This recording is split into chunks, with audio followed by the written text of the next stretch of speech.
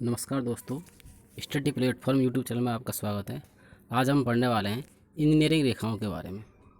Engineering drawing में engineering रेखा एक subject होती है, एक टॉपिक है। तो इंजीनियरिंग ड्राइंग का एक सब्जेक्ट टॉपिक का हम पढ़ने वाले हैं क्या, इंजीनियरिंग रेखाओं के बारे में, यानी लाइन्स के बारे में पढ़ने वाले हैं। तो देखिए लाइन्स क्या होती हैं। सबसे पहले हम पढ़ते हैं लाइन्स क्या होती हैं, उसकी इंट्रोडक्शन के लाइन्स क्या होती हैं। ड्राइंग को बनाने के लिए रेखाओं का प्रयोग किया जाता है। आप कोई भी ड्राइंग बनाते हैं तो उसमें रेखाओं की आवश्यकता जरूर पड़ती है। तो किंतु इंजीनियरिंग में ड्राइंग बनाने के लिए जिन विभिन्न प्रकार की रेखाओं का उपयोग किया जाता है, वे सभी रेखाएं भारतीय मानक संस्था द्वारा अभी स्थापित की होती हैं। यानी जो भी हम ड्राइंग में, इंजीनियरिंग ड्राइंग में जो भी हम रेखाएं बनाते हैं, वो किसके द्वारा, वे सभी रेखाएं भारतीय मानक संस्था द्वारा, इंडियन स्टैंडर्ड इंस्टीट्यूट के द्वारा क्या होती हैं, रिकमेंडेंट होती हैं, यानी उसके द्वारा विस्थापित होती हैं, उसके द्वारा रिकमेंडेंट की जाती हैं। ठीक है। इंजीनियरिंग ड्राइंग में इन विभिन्न प्रकार की रेखाओं द्वारा वस्तु की विभिन्न संक्रियाएं तथा बनावट प्रदर्शित किए जाते हैं। यानी इंजीनियरिंग रेखाओं के द्वारा क्या प्रदर्शित करते हैं हम, वस्तु की विभिन्न संक्रियाएं, कि वस्तु पर कौन कौन सी क्रियाएं की जानी है उसको, और उसकी बनावट को, उसकी कैसी बनावट है उसको हम क्या करते हैं, इसमें प्रदर्शित करते हैं। किसके द्वारा, इंजीनियरिंग ड्राइंग की जो रेखाओं के द्वारा, इंजीनियरिंग रेखाओं के द्वारा हम क्या करते हैं, इनको प्रदर्शित करते हैं। एक तो विभिन्न संक्रियाओं को और प्रदर्शित और बनावट को। ठीक है। अब ये जो हमने पढ़ा कि ये भारतीय मानक संस्था द्वारा क्या होती हैं, प्रस्तावित होती हैं, यानी वो इनको निर्धारित करता है कि कौन कौन सी हमें ड्राइंग रेखाओं का प्रयोग करना है। आगे चलते हैं। अब उसके बाद है लाइंस क्या होती हैं, कि रेखाएं है क्या। तकनीकी ड्राइंग में विभिन्न प्रकार की लाइन होती हैं, यानी टेक्निकल ड्राइंग में, इंजीनियरिंग ड्राइंग में विभिन्न प्रकार की रेखाएं होती हैं जिनके अनुप्रयोगों निश्चित तत्वों को दर्शाने के लिए किया जाता है। अब इन रेखाओं का प्रयोग किस लिए किया जाता है, निश्चित तत्वों को दर्शाने के लिए किया जाता है। जैसे एक लाइन सीधी और वक्र हो सकती है। कैसे हो सकती है, लाइन सीधी भी हो सकती है, यानी सीधी, और वक्र का मतलब ये इस प्रकार है, टेढ़ी मेढ़ी हो सकती है। तो सीधी भी हो सकती है और वक्र भी हो सकती है। इसका एक विशिष्ट शुरुआती बिंदु होता है। अब कोई भी लाइन है उसका एक बिंदु होगा और एक लास्ट का बिंदु होता है। तो इसका एक विशिष्ट शुरुआती बिंदु होता है और एक अंतिम बिंदु होता है। तो यहाँ से शुरुआत यानी प्रारंभ बिंदु, उसके बाद यहाँ से यहाँ तक चली हुई क्या, अंतिम बिंदु होता है।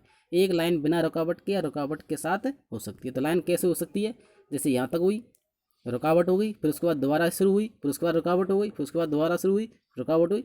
तो इस प्रकार रुकावट की भी हो सकती है और एक बिना रुकावट की भी हो सकती है। ये बिना रुकावट के है, ये तो बिना रुकावट के है। ठीक है, ये बिना रुकावट के है, बिना रुकावट के, और ये रुकावट के ड्राइंग। ठीक है, रुकावट की होती है, यानी बीच में टूटी हुई है, डैश है एक तरह से। तो कैसे कैसे होती है, देखिए ये आपकी है, ये रुकावट की ड्राइंग है। कौन सी है, रुकावट की लाइन होती है, ड्राइंग की लाइन है जो। ठीक है, रुकावट के। और जो बिना रुकावट के लिए क्या, कौन सी होती है, बिना रुकावट वाली ये होती है, यानी इसमें कोई भी रुकावट नहीं है, तो ये बिना रुकावट वाली होगी, और ये रुकावट वाली होती है। ठीक है। अब आगे देखते हैं लाइन के तत्व, यानी एलिमेंट्स ऑफ लाइन। लाइन में कौन कौन से तत्व होते हैं। लाइन तत्व एक अनिरंतर लाइन का एकल भाग होता है। अब क्या होता है, कोई भी अनिरंतर लाइन, कोई लाइन सीधी जा रही है, ठीक है, उसका कोई ना कोई भाग होगा। ठीक है, कोई ना कोई उसका एक एकल भाग होता है। ठीक है, तो कैसे होता है, उदाहरण के लिए एक लाइन का तत्व डॉट क्या हो सकता है, डॉट हो सकता है, ये डॉट हो सकता है। ठीक है, डैश हो सकता है, डैश, ये तो डॉट है। और डैश किस प्रकार का होता है, देखिए डैश डैश ये होता है, ये डैश है। ठीक है, आदि होते हैं, इनकी लंबाई और गैप क्या होते हैं, बदलते रहते हैं। तो लाइन के तत्व कौन कौन से होते हैं, एक लाइन का तत्व डॉट हो सकता है, क्या हो सकता है, डॉट, ये डॉट है। ठीक है, डॉट। और एक लाइन का तत्व क्या हो सकता है, डैश, डैश भी हो सकते हैं। तो आगे देखते हैं। अब लाइनों के खंड यानी लाइन सेगमेंट क्या होते हैं, विभिन्न लाइन तत्वों के दो या दो से अधिक अधिक समूह जो एक अनिरंतर लाइन बनाते हैं, क्या कहलाते हैं, लाइनों के खंड कहलाते हैं। यानी जो लाइनों के जो तत्व हमने पढ़े थे, डॉट और डैश को, अब उनसे क्या एक लाइन बन रही है, उन लाइनों का एक समूह ही, उन तत्वों का एक समूह ही क्या कहलाता है, लाइन सेगमेंट कहलाता है। कहने का मतलब ये है कि जो लाइन के जो तत्व हैं, लाइन के जो तत्व हैं, तत्वों का जो समूह है, लाइन के जो तत्वों को क्या कहलाएगा, समूह, समूह ही क्या कहला जाएगा, लाइन के खंड कहलाएगा, यानी क्या कहलाएगा, लाइन सेगमेंट कहलाएगा। जैसे लॉन्ग डैश यानी एक बड़ा डैश। अब बड़ा डैश कैसे बना, तत्वों को मिला करके ये बनता है। ठीक है, तो तत्वों का एक समूह क्या कहलाता है, लाइन सेगमेंट कहलाता है। गैप यानी एक लाइन बड़ा डैश, उसके बाद जो गैप, ये गैप है यहाँ पर, तो गैप होता है। और डॉट, फिर डॉट लगाया, फिर लाइन शुरू करी, तो ये क्या है, ये सब क्या है, डॉट गैप ये सब क्या है, लाइन के सेगमेंट होते हैं। यानी ये क्या है, यानी एक तत्वों के जो समूह का कहलाएगा, लाइन का सेगमेंट कहलाता है। अब लाइन डायमेंशन, लाइन की डायमेंशन, तत्वों हमने खंड में ये पढ़ा, लॉन्ग डैश गैप डॉट होते हैं, ठीक है। लॉन्ग डैश होता है, गैप होता है और डॉट होता है। तो ये क्या होते हैं, लाइन के सेगमेंट होते हैं। उसके बाद लाइन की विमा, एक लाइन की विमा लाइन की चौड़ाई से दी जाती है। लाइन की जो विमा होती है, जैसे हमने माना कि एक लाइन है, एक लाइन ये दी हुई है हमारी, ठीक है, एक लाइन है, ये एक लाइन दी हुई है, ठीक है। अब इस लाइन की जो विमा होती है, वो विमा क्या होगी, इस लाइन की जो विमा है, हम देखते हैं इसको विमा को, तो इसकी जो विमा होगी वो क्या होगी, यानी इसकी जो चौड़ाई, लाइन की कितनी चौड़ाई है। अब लाइन की चौड़ाई को हम डी से व्यक्त करते हैं, किससे व्यक्त करते हैं, डी से व्यक्त करते हैं। तो इस लाइन की, ये जो लाइन है, ये वाली जो लाइन है, इस लाइन की जो विमा होती है वो किससे देते हैं, लाइन की चौड़ाई से देते हैं, जिसे हम डी से व्यक्त करते हैं, जो ड्राइंग के आकार और प्रकार पर निर्भर करती है। जो किस पर निर्भर करती है, ड्राइंग के आकार और प्रकार पर निर्भर करती है। लाइन की चौड़ाई के अनुसार निम्न श्रेणी की रेखाएं होती हैं। अब लाइन की जो चौड़ाई है, उसके अनुसार कौन कौन श्रेणी की रेखा होती है, वो निम्न देखिए। अब ये इनकी जो मोटाई है, क्या दे रखी है, इनकी मोटाई दे रखी है, यानी क्या दे रखा है आपको, डी दे रखा है, क्या दे रखा है, डी। अब डी क्या है, यानी ये डी दे रखा है, लाइन की मोटाई 0.13 mm, 13, 0.18 mm, 0.25 mm, 0.35 mm, 0.5 mm, 0.7 mm, 0.1 यानी 1 mm, 1 mm, 1.4 mm और 2 mm। अधिकतम मोटाई 2 mm हो सकती है और निम्नतम मोटाई है वो 0.13 mm होती है, ठीक है। और हमेशा ये 0.13 की जो अगली जो विमा है वो कितनी होगी, इसके √2 होगी, इसका क्या होगी, √2 क्या होगी, अगली जो विमा 0.18 किसका आएगा, 0.13 का, 0.13 है उसका क्या आएगी, ये √2 आएगी, क्या आएगी, √2।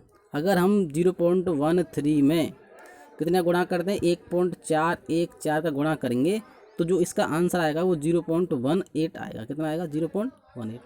यानी जो लाइन की जो विमाएँ होती हैं वो √2 गुना में चलती हैं, किस में चलती हैं, √2 गुना में चलती हैं। तो इनकी शुरुआती जो लाइन मोटाई है वो कितनी है आपकी, देखिए 0.13 से, और लास्ट की जो मोटाई है 2 mm, हाईएस्ट मोटाई 2 mm होती है और कम से कम 0.13 mm होती है। अब देखिए, अब क्या लिख रहा है, क्राफ्टमैन या ड्राफ्टमैन, जो ड्राइंग बनाता है, द्वारा सामान्यतः 0.5 mm की लाइन का उपयोग सबसे ज़्यादा किया जाता है। कौन सी लाइन का प्रयोग करते हैं, 0.5 mm की लाइन का प्रयोग किया जाता है, ठीक है, प्रयोग किया जाता है। आगे देखते हैं क्या है। अब हम लाइन में कोई भी लाइन को हम जैसे कोई विमा प्रदर्शित करते हैं, कोई भी क्या कर रहे हैं, विमा प्रदर्शित कर रहे हैं, तो ये तो हमारी लाइन हो गई, ये लाइन हो गई, एक लाइन हो गई, ये लाइन हो गई, ये विमा दर्शा रहे हैं कि इसकी इतनी है।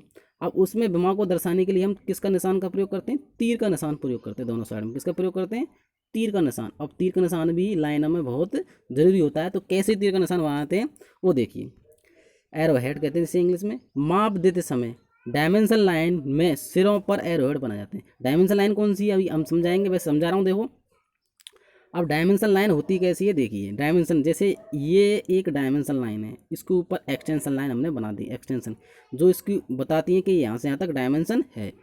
डायमेंशन मतलब होता है लंबाई को दर्शाना या चौड़ाई को दर्शाना या ऊंचाई को दर्शाना, उसे हम डायमेंशन कहते हैं। तो इसके सिरों, डायमेंशन लाइन के सिरों पर क्या बनाए जाते हैं, एरो हेड बनाए जाते हैं। क्या बनाए जाते हैं, एरो हेड बनाए जाते हैं। ये एरो हेड जिससे डायमेंशन लाइन की लाइन स्पष्ट दिखे, एरो हेड से क्या दिखता है, ये डायमेंशन लाइन स्पष्ट दिखती है। एरो हेड का जो पॉइंट है, एरो हेड का पॉइंट है एक्सटेंशन लाइन को स्पर्श करता है। अब ये जो एरो हेड, अब एक तरह से मान लें ये हमारा एरो और इधर ये हमने ये ऐसे, तो ये किससे टच करता है, ये एक्सटेंशन लाइन, किससे लाइन से, ये जो खड़ी लाइन है ये 90 डिग्री पे वर्टिकल लाइन है, ये एक्सटेंशन लाइन होती है। तो ये जो एरो हेड का जो पॉइंट होता है, ये जो पॉइंट है वो क्या करेगा, एक्सटेंशन लाइन को स्पर्श करता है, क्या स्पर्श कर रहा है दोनों को, ठीक है। सामान्यतः एरो हेड की लंबाई और चौड़ाई का अनुपात कितना होता है, 3:1 होता है। यानी जो एरो हेड ये है, ये एरो हेड है ये वाला, ठीक है। तो इसकी तो लंबाई तो ये होगी और ये चौड़ाई होगी, ये क्या होगी, इसकी चौड़ाई, ये तो इसकी चौड़ाई है और ये इसकी यहाँ से यहाँ तक लंबाई है। तो लंबाई तो इसकी जो लंबाई है वो कितनी होगी, 3, और जो चौड़ाई होगी कितनी, 1 होगी। चौड़ाई का मान है वो कितना रहेगा, चौड़ाई का मान तो 1 रहेगा, और लंबाई का मान इसका कितना रहेगा, लंबाई का मान है जो वो 1 रहेगा, ठीक है। तो लंबाई 3 रहेगी और चौड़ाई 1 रहेगी। तो लंबाई और चौड़ाई में जो अनुपात होगा वो कितना होगा, 3:1। यानी हमेशा ड्राइंग में क्या करते हैं, जो तीर के निशान की जो लंबाई को 3 रखते हैं और चौड़ाई को 1 mm रखते हैं। ये इसका स्टैंडर्ड अनुपात होता है और ये क्वेश्चनों में बहुत आता है। आगे देखते हैं, ये हमने पढ़ी है, लंबाई और चौड़ाई का अनुपात कितना होता है, 3:1 होता है। अब कौन सा तीर का निशान सही है, कौन सा एरोहेड ठीक है, तो उसके लिए हम देखते हैं एरोहेड के गलत और सही का प्रदर्शन कैसे करते हैं। इस प्रकार का एरोहेड अगर हम बनाएं ड्राइंग में तो ये बिल्कुल गलत होता है, ये इस प्रकार का मानना ही नहीं है। इसी प्रकार अगर हम बनाते हैं तो क्योंकि ये 3:1 में है ही नहीं है, 3:1 में है ही नहीं है, तो ये भी मान्य नहीं है। ये भी 3:1 में नहीं है, ये भी मान्य नहीं है। और ये जो एरोहेड है ये 3:1 में है। ये कितना, ये 3:1 में है, 3:1 में है। कैसे है देखिए, इधर से 3 है और इधर कितना, 1, 3:1 में। तो यही मान्य होता है, ड्राइंग में हमेशा इसी तीर के निशान का प्रयोग किया जाता है। आगे देखते हैं, अब क्या है, टाइप्स ऑफ लाइन एंड उसके एप्लीकेशन। अब ड्राइंग में जितनी भी हम लाइनों का प्रयोग करते हैं वो कौन कौन सी लाइन होती है, उनके क्या यूजेज हैं, वो इस टेबल में हम पढ़ेंगे, एक एक करके पढ़ते हैं। देखिए सबसे पहले है आपका, सबसे पहले दिया हुआ है, देखिए सबसे पहले लाइन के बारे में दे रखा है, उसके बाद उसका डिस्क्रिप्शन दे रखा है, उसको क्या नाम से पुकारते हैं, फिर उसका उपयोग क्या है, उसके उपयोग क्या है, जनरल एप्लीकेशन क्या है, और see figure and other relevant figure, और इनके बारे में डिस्कशन में आगे हम पढ़ाएंगे। तो देखिए सबसे पहले इनको पढ़ लेते हैं, तो उसके बाद इनको सबको एक एक करके मैं पढ़ाऊँगा। तो देखिए लाइन को हम ए टाइप का, लाइन का टाइप कौन सा है, ए टाइप है। अब ए टाइप को हम क्या कहते हैं, कंटिन्यूअस थिक कहते हैं। क्या कहते हैं, कंटिन्यूअस थिक। अब कंटिन्यूअस का मतलब होता है निरंतर, थिक मतलब मोटी। कैसी, मतलब इसको और नाम देते हैं सतत मोटी। कौन सी लाइन, सतत मोटी लाइन, सतत मोटी, यानी सतत मोटी लाइन होती है। कैसी होती है, सतत मोटी लाइन होती है, ठीक है। अब सतत है मतलब लगातार चल रही है, क्या चल रही है, लगातार, क्या चल रही है, लगातार, उसे हम सतत मोटी लाइन कहेंगे, ठीक है। इस लाइन की जो चौड़ाई है, जो मोटाई है, कितनी होगी, 0.5 mm, कितनी रहेगी, 0.5 mm इसकी जो है वो मोटाई रहती है, ठीक है। अब इसका उपयोग क्या है, विजिबल आउटलाइन, हिंदी में अगर बोलें विजिबल आउटलाइन, यानी दृश्य बाहरी रेखाओं के रूप में, दृश्य बाहरी रेखाओं के रूप में इसका हम उपयोग करते हैं। तो दृश्य बाहरी रेखाओं और विजिबल एज के रूप में, विजिबल यानी दृश्य किनारों के रूप में हम इसका उपयोग करते हैं। तो देखिए कैसे उपयोग करते हैं वो हम देखते हैं इसका अगले। ये देखिए कंटिन्यूअस थिक लाइन, जो ए टाइप की जो लाइन है, कंटिन्यूअस थिक लाइन यानी निरंतर सतत, यानी जो निरंतर रेखा या सतत मोटी रेखा वह, उसका उपयोग used for drawing visible outline, यानी ड्राइंग में किस लिए करते हैं, विजिबल यानी दिखने वाली बाहरी रेखाओं के रूप में, यानी उसे हम ए टाइप कह देते हैं। और विजिबल एज जैसे A2 कहते हैं, ये A2 टाइप कहते हैं, यानी विजिबल यानी दृश्य किनारों के रूप में। These line are also called object line, इन लाइनों को हम ऑब्जेक्ट लाइन भी कहते हैं क्योंकि इनसे वस्तु का निर्माण होता है, इसलिए इसे हम वस्तु रेखा भी कहते हैं। अब ये कैसी होती हैं, देखिए अब ये जो कोई वस्तु बन रही है तो इसकी बाहरी रेखा बन रही है। अब बाहरी जो रेखाएं ये क्या कहलाएंगी, A1, क्या कहला रही हैं, A1, यानी ये क्या है, A1 होंगी, यानी बाहरी रेखाओं को दर्शाने के लिए A1 का प्रयोग।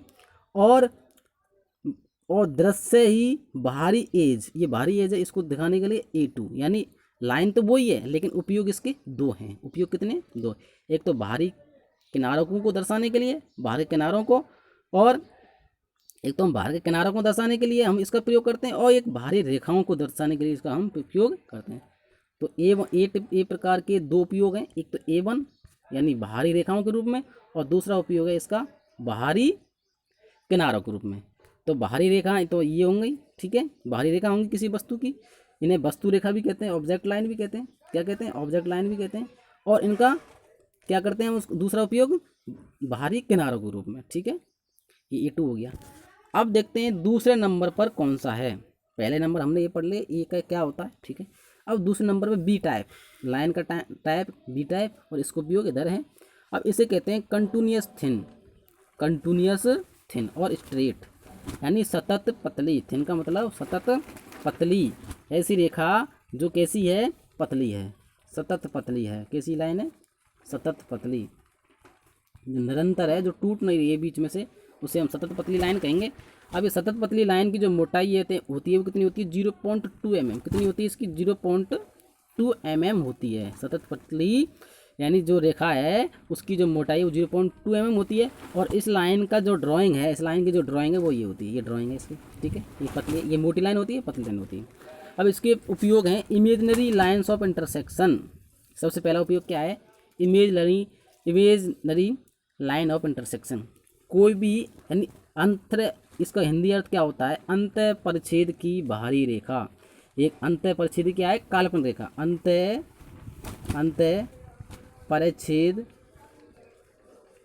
अंत परिच्छेद की काल्पनिक रेखा, यानी कि कैसी रेखा? काल्पनिक रेखा। अब अंत परिच्छेद क्या होता है? अंत परिच्छेद का मतलब ये होता है कि अगर एक कोई वस्तु है, ठीक है, और इस वस्तु में कोई, ये हमने यहाँ से, ये दूसरा भाग है इसका, और इसको हमने क्या कर दिया, यहाँ से ऐसे अंत परिच्छेद, यानी इसको इसको देखना है, इसको बीच में से काट के देखना है, इसको बीच में से काट के देखना है। जब इसको बीच में से काट के देखना है तो उसके लिए हम यहाँ पर दर्शाते हैं कि इस लाइन से दर्शाते हैं कि ये अंत परिच्छेद होगा। यहाँ पर क्या होगा? एक अंत परिच्छेद हो गया, इसको काटना है, इसको अलग से करना है यहाँ से, ठीक है। तो अब अंत परिच्छेद की बाहरी रेखा को अगर हम इसको काटेंगे बीच में से, तो ये क्या है? ऐसे इस प्रकार, जैसे अगर हम इसको बनाते हैं ये, ठीक है, ये इस प्रकार हमने बना दिया ये। अब यहाँ पर ये अंत परिच्छेद हो जाएगा। सो क्या हो जाएगा? अंत परिच्छेद ये हो जाता है इधर, ठीक है। इसको हम ऐसे ये दर्शा सकते हैं ऐसे, ठीक है। अभी अंत परिच्छेद हो गया, तो अंत परिच्छेद की जो ये बाहरी रेखा है, काल्पनिक रेखा है, अंत परिच्छेद की ये क्या है? यानी कोई पार्ट को हमने बीच में से अलग कर दिया और ये अंत परिच्छेद हो गया, यानी बीच में से काट दिया इसको, ठीक है। ये पार्ट इधर यहाँ से अलग हो गया, ठीक है। ये तो ये अंत परिच्छेद की ये जो भी काल्पनिक रेखा है, ये काल्पनिक रेखा होंगी, ठीक है।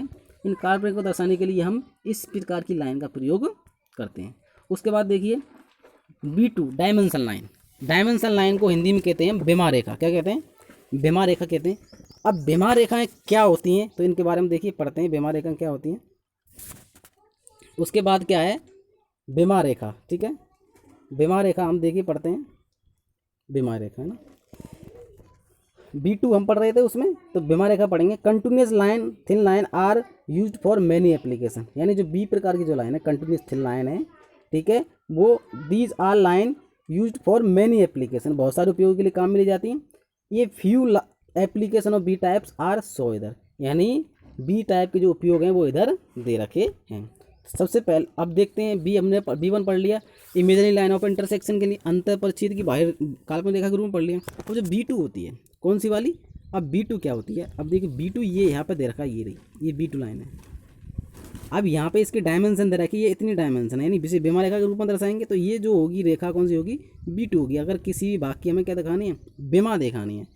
और बिमा रेखा की जो मोटाई है वो 0.2 होगी और कंटिन्यूस थिन लाइन होगी। कैसी होगी? कंटिन्यूस थिन लाइन का यहाँ पर कंटिन्यूस स्थानीय ये उपयोग की जा रही है, ठीक है।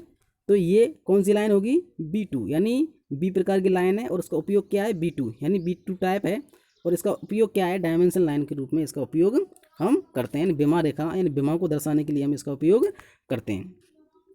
अब B2 हमने पढ़ लिया, यानी B2 पढ़ा, B2 यानी डायमेंशन लाइन के रूप में इसका उपयोग अब करते हैं। तो इसका B2 को फुल पढ़ते हैं, देखिए हिंदी में पढ़ते हैं इसको हम। तो B2 क्या है? अब देखिए बिमा रेखा, ये बिमा रेखा कौन सी रेखा थी? B2, ठीक है। अब B2 इसका उपयोग ड्राइंग में वस्तु की साइज को दर्शाने के लिए किया जाता है, यानी वस्तु की साइज को यानी आकार को दर्शाने के लिए हम किसका प्रयोग करते हैं? बिमा रेखा का प्रयोग करते हैं। यह 0.2 mm मोटी लगातार लाइन है, लगातार मतलब कंटिन्यूस थिन लाइन है, ठीक है, जिसके किनारों पर तीर बनाया जाता है। इसके किनारों पर ये इस प्रकार की लाइन होती है, ठीक है, ये इस प्रकार की लाइन होती है। तो देखिए कैसी लाइन होती है ये वाली, ये इस प्रकार की लाइन होती है, इस प्रकार की, और ये ऐसे, ठीक है। इसके किनारों पर क्या बनाते हैं? तीर बनाते हैं, ठीक है, जिनका अनुपात 3:1 होता है। किनारों पर एरोहेड बनाते हैं जो दो बिंदुओं के बीच की दूरी प्रकट करता है। अब ये दो बिंदुओं की जो बीच की दूरी है यहाँ से यहाँ तक क्या करता है? प्रकट करता है। इसे ये हम डायमेंशन लाइन कहते हैं। इसकी मोटाई कितनी होती है? 0.2 mm होती है। डायमेंशन लाइन पढ़ने के बाद, डायमेंशन लाइन के बाद आती है आपकी, देखिए यहाँ पर चलते हैं हम डायमेंशन लाइन में, के बाद डायमेंशन लाइन के बाद आती है आपकी प्रोजेक्शन लाइन और एक्सटेंशन लाइन तीसरे नंबर पर कौन सी है? प्रोजेक्शन लाइन और एक्सटेंशन, इसी का प्रयोग, ये उपयोग है, ये सारे इतने उपयोग हैं, यानी कंटिन्यूस थिन के इतने सारे उपयोग होते हैं, ठीक है। तो हम तीसरे नंबर पर क्या चल रहा है? प्रोजेक्शन लाइन और एक्सटेंशन लाइन। अब प्रोजेक्शन लाइन और एक्सटेंशन लाइन कौन सी होती है? देखिए प्रोजेक्शन लाइन और एक्सटेंशन लाइन क्या है, यानी अब हमने ये जो डायमेंशन लाइन के ऊपर ये जो खड़ी रेखाएं खींची हैं, इन्हीं क्या कहते हैं? हम एक्सटेंशन लाइन कहते हैं। क्या कहते हैं इनको? B3 टाइप में, यानी एक्सटेंशन लाइन इनको हम कहते हैं, जो कि डायमेंशन लाइन की क्या दर्शाती है? लंबाई को दर्शाएंगे कि डायमेंशन लाइन यहाँ तक, डायमेंशन यहाँ तक हो, यानी डायमेंशन को क्या करती हैं? डायमेंशन लाइन को रोकती हैं, यानी उसमें रुकावट पैदा करती हैं। ये डायमेंशन को पूरा दर्शाने के लिए एक्सटेंशन लाइन का प्रयोग किया जाता है। तो ये कौन सी लाइन है? एक्सटेंशन लाइन, ये वाली एक्सटेंशन लाइन है और ये भी एक्सटेंशन। अब इसको हम फुल पढ़ते हैं। देखिए एक्सटेंशन लाइन होती क्या है? प्रसार रेखा, यह लाइन 0.2 mm लगातार लाइन होती है, कंटिन्यूस थिन लाइन होती है। ड्राइंग में ऑब्जेक्ट के जिस भाग की नाप देनी होती है उसके पॉइंट से 2 mm का स्थान छोड़कर यह लाइन खींची जाती है, जिस पर ऑब्जेक्ट की माप दर्शाने के लिए खींची गई डायमेंशन लाइन के सिरों पर बने तीर के निशान इससे क्या होते हैं? मिलते हैं। तो देखिए कैसे होती है। हमने ये कोई ऑब्जेक्ट बनाया, ठीक है, अभी ऑब्जेक्ट की इतनी लंबाई हमें दर्शानी है, तो ये जो हमें एक्सटेंशन लाइन खींचेंगे इससे 2 mm की दूरी पर, कितने mm की दूरी पर? इससे 2 mm की दूरी पर खींचेंगे, इधर भी इसको 2 mm की दूरी पर खींच देंगे, और बीच में ये डायमेंशन लाइन हमने खींच दी। क्या खींच दी हमने? डायमेंशन लाइन खींच दी, और इन पर क्या लगा दिया? तीर के निशान इधर हमने यहाँ लगा दिए, तो तीर के निशान यहाँ पर लगा दिए। अब ये जो है ये डायमेंशन लाइन यानी जो एक्सटेंशन लाइन है वो डायमेंशन लाइन के सिरों को छूती है, यही इसका उपयोग है। यानी डायमेंशन लाइन के जो सिरों पर ये एक्सटेंशन लाइन होती हैं, और ये 90 डिग्री पर होती हैं। कितने पर होती हैं? 90 डिग्री पर होती हैं, राइट एंगल पर होती हैं। जो एक्सटेंशन लाइन होती है हमेशा राइट एंगल पर होती हैं, किसके? डायमेंशन लाइन के राइट एंगल पर। अब उसके बाद हमें पढ़ना है, उसके बाद देखिए उसके बाद क्या आता है? उसके बाद है B4 लीडर लाइन। इन्हें कहते हैं हम नेतृत्व रेखा, यानी जो किसी का नेतृत्व करती हैं उसे कहते हैं हम नेतृत्व रेखा, यानी लीडर लाइन। अब लीडर लाइन होती क्या है? तो देखिए लीडर लाइन के बारे में पढ़ते हैं। लीडर लाइन क्या है? अब लीडर लाइन ये, ठीक है, अब यहाँ पे देखिए, यहाँ पे ये लिख रहा है लीडर लाइन, B4 लाइन। अब ये लीडर ये इस प्रकार दर्शा रही है कि ये यहाँ पर थ्रेड बनी हुई है। क्या बनी हुई है? थ्रेड। अब जो किसी भाग को दर्शाती हैं उन्हें हम क्या कहते हैं? लीडर लाइन कहते हैं, यानी जो नेतृत्व करती हैं किसी भाग का उसे हम लीडर लाइन कहते हैं। अब लीडर लाइन के बारे में पूरा पढ़ते हैं। लीडर लाइन होती क्या है? लीडर रेखा जैसे B4 प्रकार की कहते हैं, ठीक है, 3 प्रकार से प्रदर्शित की जाती हैं। कितने प्रकार से? 3 प्रकार से। एक तो डॉट के साथ, यानी बिंदु के साथ भी हम इसको प्रदर्शित करते हैं। यहाँ पे क्या दर्शा रहा है? ये इसके यानी त्रिज्या को दर्शाएगी, ये त्रिज्या को या व्यास को, या तो त्रिज्या को दर्शाएंगे इससे, या हम व्यास को दर्शाएंगे। व्यास को D से व्यक्त करते हैं, त्रिज्या को R से व्यक्त करते हैं। तो या तो ये त्रिज्या को दर्शाएंगी या फिर ये व्यास को दर्शाएंगे, या तो व्यास को या त्रिज्या को, ठीक है। तो ये दर्शाएगी लाइन। अब ये डॉट के साथ है, या तो डॉट के साथ या एरो हेड के साथ, यानी तीर के साथ भी हम इसका उपयोग करते हैं। एक तरीका ये दूसरा तरीका। तीसरा ना तो बिंदु के साथ और ना ही एरो हेड के साथ, ना तो एरो हेड लगा हो, एरो हेड भी नहीं है इसमें, और इसमें ना ही बिंदु है, तो उसके साथ भी हम इस प्रकार की रेखा का प्रयोग करते हैं। ये क्या कर रही है? यहाँ पे ना तो बिंदु है यहाँ पे और ना ही क्या है? एरो हेड है। तो इस प्रकार के प्रयोग कर सकते हैं, इसको ऐसे ही प्रयोग कर सकते हैं और ऐसे भी, तीनों तरीके से हम इसका उपयोग करते हैं। अब देखिए लीडर लाइन हमने पढ़ ली, तो लीडर लाइन क्या करती है? नेतृत्व का काम करती है। अब लीडर लाइन के बाद कौन सी रेखा है? देखिए लीडर लाइन के बाद हमें पढ़नी है, लीडर लाइन के बाद है आपकी हैचिंग लाइन। अब हैचिंग का मतलब होता है छायांकित वाली रेखा, छायांकित, जो किसी भाग को छायांकित करती है उसे हम कहते हैं हैचिंग लाइन। अब हैचिंग लाइन क्या है? तो इसके बारे में देखिए हम पढ़ते हैं हैचिंग लाइन क्या होती है। चित्र की तरफ चलते हैं। हैचिंग लाइन, अब ये हैचिंग लाइन में ये जो ये इधर भी है और इधर भी है, इन्हें हम हैचिंग लाइन कहते हैं। देखो लिखा हुआ है हैचिंग B5 टाइप की। अब हैचिंग लाइन क्या करती हैं? किसी भाग के कटे हुए भाग को दर्शाती हैं कि यहाँ से इस प्रकार ये गोल था, ये कटा हुआ है, और इन हैचिंग लाइनों को हमेशा 45 डिग्री पर काटा जाता है। कितने पर? 45 डिग्री पर काटा जाता है। और हैचिंग लाइनों को जो बीच की दूरी होती है वो 0.7 mm से अधिक नहीं होती, 0.7 mm से अधिक नहीं होती है। तो हमेशा समांतर खींची जाती हैं। हैचिंग लाइन कैसे खींची जाती हैं? समांतर, और 0.7 mm की दूरी पर हमेशा ये खींच जाती है। इनका एंगल कितना होता है?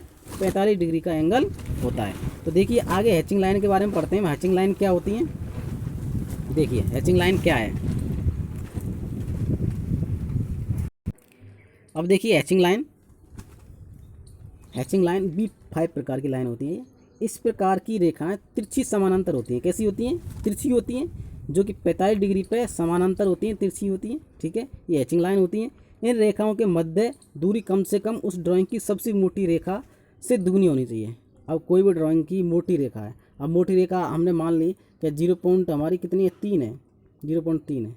अब इससे दुगनी क्या हो जाएगी, 0.6 हो जाएगी। हमेशा जो भी ड्राइंग की हम मोटी रेखा 0.5 के हम में ले रहे हैं, तो उससे दुगनी कितनी हो जाएगी, 0 पॉइंट कितनी होनी चाहिए, 0 पॉइंट, ये दुगनी हो जाएगी, 1 mm हो जाएगी। कितनी हो जाएगी, 1 mm। इसका हम उपयोग कर सकते हैं। तो इन रेखाओं की जो मध्य की दूरी वो कम से कम वो ड्राइंग की सबसे मोटी रेखा से दुगनी होनी चाहिए, एवं 0.7 mm से कम किसी अंतराल में नहीं होनी चाहिए, इससे कम अंतराल नहीं होना चाहिए। तो देखिए जो ये हैचिंग लाइन होती है, जो इसकी जो मोटाई है हैचिंग लाइन की जो मोटाई है, जो भी हम जैसे ये कोई वस्तु है, ठीक है, अब इस वस्तु की जो ये रेखाओं की जो मोटाई तो कितनी ले ली हमने, 0.3 ले ली। कितनी ले ली, 0.3 लिए।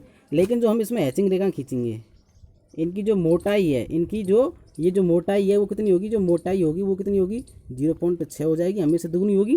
ठीक है, उनसे दुगनी होगी। और इनमें जो गैप है बीच का, ये जो बीच में है, इनका जो गैप दे रखा है, ये जो बीच में गैप है, ये बीच में जो गैप है, वो गैप हमेशा कितना हो जाएगा, 0.7 mm से कम नहीं होना चाहिए। कितना होना चाहिए, 0.7 mm से कम नहीं होना चाहिए। इनके मध्य जो गैप है, ये गैप 0.7 mm, और इनकी जो मोटाई है वो कितनी, उस ड्राइंग में जो बन रही रेखाओं से क्या होती है, दुगनी होती है। तो ये हमने हैचिंग लाइन पढ़ चुके हैं। हैचिंग लाइन के बाद कौन सी लाइन आती है वो देखते हैं कि हैचिंग लाइन के बाद है outline of revolving section in a place. अब इसका मतलब क्या है, आउटलाइन यानी बाहरी रेखा, रिवॉल्व यानी घूमने वाले, कोई भी घूमने वाले भाग की क्या है, बाहरी रेखाओं के रूप में। अब देखिए कोई घूमने वाला भाग की बाहरी रेखाओं के रूप में हम इसका प्रयोग कैसे करते हैं, देखिए चित्र में समझते हैं आगे। घूमने वाले भाग की बाहरी रेखाओं के रूप में, देखिए घूमने वाले बाहरी रेखाओं, देखिए अब यहाँ पे ये भाग, यहाँ से देखिए, यहाँ से ये वाला भाग है। अब ये भाग इधर भी घूम रहा है और इधर भी घूम रहा है, चारों तरफ घूम सकता है। तो इसकी जो ये बाहरी रेखा है, यहाँ पे क्या है, ये बाहरी रेखा है, तो उसके रूप में हम इसका प्रयोग करते हैं, 20 प्रकार की रेखाओं का प्रयोग करते हैं। यानी कोई भाग घूम रहा है और उसकी बाहरी रेखा हमें बनानी है। तो जैसे ये घूमा और ये घूम तो ये घूमने वाला जो भाग है, ठीक है, और ये भी बाहरी रेखा है इसकी, ये बाहरी रेखा है, ये भी बाहरी रेखा है, और ये घूमने वाला भाग है। तो इसकी बाहरी रेखाओं की क्या बनानी है हमें, रेखा बनानी है। तो उसके लिए हम 20 प्रकार की रेखाओं का प्रयोग हम करते हैं। आगे चलते हैं, आगे कौन सी रेखा है, B7 टाइप की। अब B7 टाइप में कौन सी टाइप की रेखा है, B7 में कौन सा उपयोग है वो देखते हैं। B7 देखिए, B7 short centre line, short centre line. अब शॉर्ट सेंटर लाइन क्या होती है, देखिए चित्र में देखते हैं। शॉर्ट सेंटर लाइन ये रही शॉर्ट सेंटर लाइन। अब B7 टाइप की शॉर्ट सेंटर। अब जब कोई वृत्त छोटा है, जब वृत्त क्या है, एक छोटा होता है, तो उसमें हम सेंटर लाइन इस प्रकार बना नहीं सकते। अब सेंटर लाइन नहीं बना सकते तो वहाँ पर हम ये शॉर्ट सेंटर लाइन का प्रयोग करते हैं। केवल क्या करते हैं, एक कंटिन्यूस थिन लाइन का प्रयोग करते हैं, जो उसको हम बीच में से बता देते हैं कि ये इतना, इसका सेंटर इतना है, और यहाँ लिख देते हैं। तो ये शॉर्ट यानी जब हम सेंटर के साथ छोटा हो, तो उसको दर्शाने के लिए हम इस रेखा का प्रयोग करते हैं, कंटिन्यूस थिन रेखा का ही प्रयोग करते हैं। उसके बाद B8 यानी डायगोनल, B8 में है ये थ्रेड लाइन। B8 में क्या है, थ्रेड, यानी किसी भी भाग की चूड़ी दर्शानी है, कोई भाग पे चूड़ी कटी हुई है और चूड़ी को दर्शाना है, तो उसके लिए हम थ्रेड लाइन के रूप में इस B टाइप की रेखा का ही प्रयोग करते हैं। और इसका लास्ट उपयोग है डायगोनल लाइन यानी विकर्ण के रूप में, यानी किसी भी भाग का हमें क्या दर्शाना है, विकर्ण दर्शाना है। तो विकर्ण को दर्शाने के लिए B टाइप की रेखा का ही प्रयोग करते हैं। तो ये हमने B टाइप के और एक प्रकार के रेखा के प्रयोग पढ़ लिए। उसके बाद चलते हैं हम नेक्स्ट C टाइप में, C टाइप में। अब C प्रकार की जो लाइन है ये है, इसकी जो मोटाई होती है वो 0.2 mm होती है और continuous thin with free and होती है। अब ये लाइन की आकार का ड्राइंग कैसी होती है, कंटिन्यूस थिन होती है, पतली होती है, लेकिन ये फ्री एंड होती है, फ्री एंड चलती है ऐसे, फ्री एंड, ये फ्री एंड घूमी होती है, ठीक है। तो इसे कहते हैं हम continuous thin with free and. इसका उपयोग है लिमिट ऑफ पार्शियल और interrupted view and section if the limit is not chain thin. तो इसका मतलब क्या है, कोई भाग का आंशिक भाग या अवरुद्ध भाग को दर्शाने के लिए। कोई भी भाग है उसका हमें एक तो आंशिक भाग दर्शाना है, ठीक है, या हमें दर्शाना है उसका क्या, अवरुद्ध दर्शाना है। ये रुका हुआ है, रुकावट है यानी रुकावट। आंशिक भाग और अवरुद्ध भाग को दर्शाने के लिए हम सी प्रकार की रेखा का प्रयोग करते हैं। और देखो इसी के साथ पढ़ते हैं हम डी प्रकार की। सी और डी के सेम उपयोग, कोई ज़्यादा अंतर नहीं है। डी प्रकार की कंटिन्यूअस थिन होती है, ये भी पतली होती है, और स्ट्रेट विद जिगजैग। इसमें क्या होता है, ये तो फ्री हैंड होती है, इसमें जिगजैग बने होते हैं। क्या बने होते हैं, जिगजैग, लेकिन उपयोग इसका सेम होता है। उपयोग भी इसका यही होता है, यानी किसी भाग का आंशिक और अवरुद्ध भाग दर्शाना है तो उसके लिए भी हम इसका ही प्रयोग करते हैं। तो देखिए कैसे करते हैं। सी और डी का हम पढ़ते हैं, सी और डी, ठीक है। तो ये रहा, देखिए ये for showing the limit of partial, यानी कोई भी भाग का हमें आंशिक भाग दर्शाना है, और इंटरप्टेड यानी अवरुद्ध भाग दर्शाना है। क्या दर्शाना है, अवरुद्ध भाग दर्शाना है, ठीक है। तो उसको दर्शाने की continuous thin with free hand line और continuous with straight line and with zigzag, इन दोनों लाइनों का ही प्रयोग हम करते हैं। सी प्रकार की और डी प्रकार की दोनों लाइनों का हम प्रयोग करते हैं। अब ये देखिए, इसको सी प्रकार की रेखा का भी प्रयोग कर सकते हैं और डी प्रकार की रेखा का भी हम इसमें उपयोग कर सकते हैं। अब ये भाग बहुत बड़ा है, अब क्या ये भाग बहुत बड़ा है तो उसको भी भाग को हम छोटा करके दर्शा रहे हैं। क्या कर रहे हैं, इसको, ये लंबाई बहुत बड़ी है लेकिन इसको छोटा करके दर्शा रहे हैं ड्राइंग पर। तो उसके लिए हम किसका प्रयोग करेंगे, इस सी प्रकार की continuous thin with free hand का प्रयोग करेंगे। और जब बहुत बड़ा ही भाग है, बहुत बड़ी लंबाई है और उसको बहुत छोटा करके दर्शाना है तो उसके लिए हम इस डी प्रकार की रेखा का हम प्रयोग करते हैं, कंटिन्यूअस थिन विद जिगजैग का इसको प्रयोग करते हैं। देखिए एक एक करके पढ़ते हैं। ये अब जो हम जो सी प्रकार की रेखा है उसको सी प्रकार की, ये सी प्रकार की हो गई, ये डी प्रकार की हो गई। तो सी प्रकार की रेखा को हम शॉर्ट ब्रेक लाइन भी कहते हैं। क्या कहते हैं, उसमें जो ब्रेक होते हैं वो शॉर्ट होते हैं और इसमें जो ब्रेक होते हैं वो लॉन्ग होते हैं, ठीक है। ये लॉन्ग ब्रेक है। तो देखिए यह 0.2 mm मोटी लगातार टेढ़ी मेढ़ी रेखा के रूप में लगातार होती है। और कैसी होती है, टेढ़ी मेढ़ी रेखा के रूप में होती है। फ्री हैंड बनाई जाती है, कैसे बनाई जाती है, फ्री हैंड। इसके द्वारा किसी भी वस्तु की अनियमित बाउंड्री, कोई वस्तु की अनियमित बाउंड्री है, ठीक है। जैसे हमें खेत की बाउंड्री दर्शानी है तो खेत की बाउंड्री इस प्रकार दर्शाते हैं, हम खेत की बाउंड्री है। कोई वस्तु की बाउंड्री दर्शानी है तो उसके लिए हम फ्री हैंड लाइन का ही प्रयोग करते हैं तथा उस ड्राइंग को कम दूरी में तोड़कर दर्शाता है। उसकी ड्राइंग को क्या करते हैं हम, कम दूरी में तोड़कर हम दर्शाते हैं, उसके लिए हम इस रेखा का प्रयोग करते हैं। अर्थात किसी वस्तु को कम दूरी में तोड़कर दर्शाने के लिए उपयोग में ये ली जाती है। और उसके बाद पढ़ते हैं दीर्घ अवरोध रेखा यानी लॉन्ग ब्रेक लाइन। ये शॉर्ट ब्रेक लाइन थी, ये लॉन्ग ब्रेक। तो लॉन्ग ब्रेक लाइन इस प्रकार की होती है, जिगजैग लाइन होती है, ठीक है। और शॉर्ट ब्रेक लाइन इस प्रकार, शॉर्ट ब्रेक जो लाइन है इस प्रकार की होती है।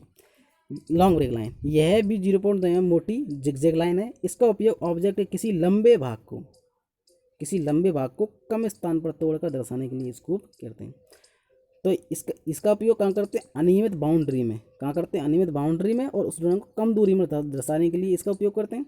लेकिन इसका उपयोग ओनली किसके लिए करते हैं, यानी कोई भी लंबा भाग है उसको छोटा करके दर्शाने के लिए हम उसको उपयोग में करते हैं। तो ये मैंने आपको चित्र, ये सी और डी, ये सी है और ये डी, ठीक है।